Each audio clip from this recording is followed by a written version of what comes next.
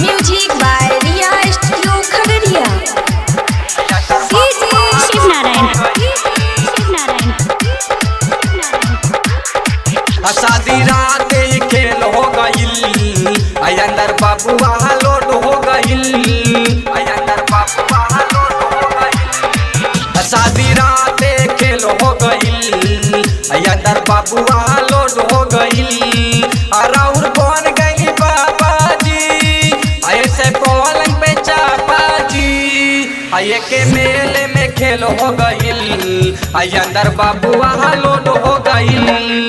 शादी रात खेल हो गईल अंदर बबुआ लोड हो गईल।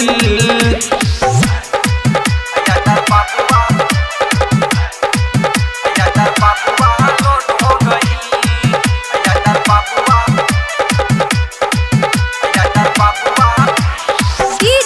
शिव नारायण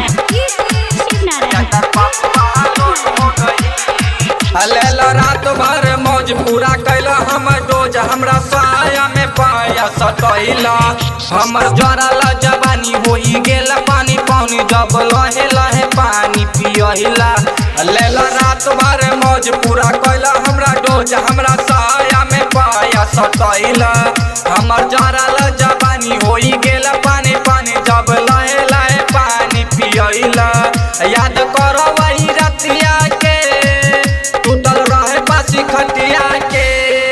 शादी वाला खजा हजम हो गईल अंदर बबुआ लोड हो गईल। शादी रात ही खेल हो गईल अंदर बबुआ लोड हो गईल। अंदर बबुआ अंदर बबुआ अंदर बबुआ लोड हो गईल।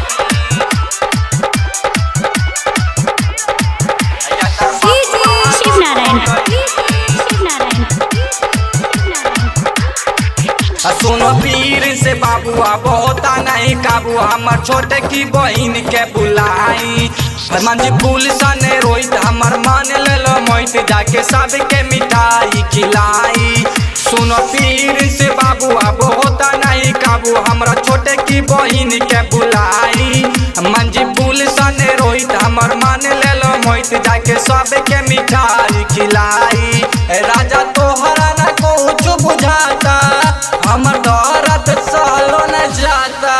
भले खेल में देरी भइल अंदर बबुआ लोड हो गईल।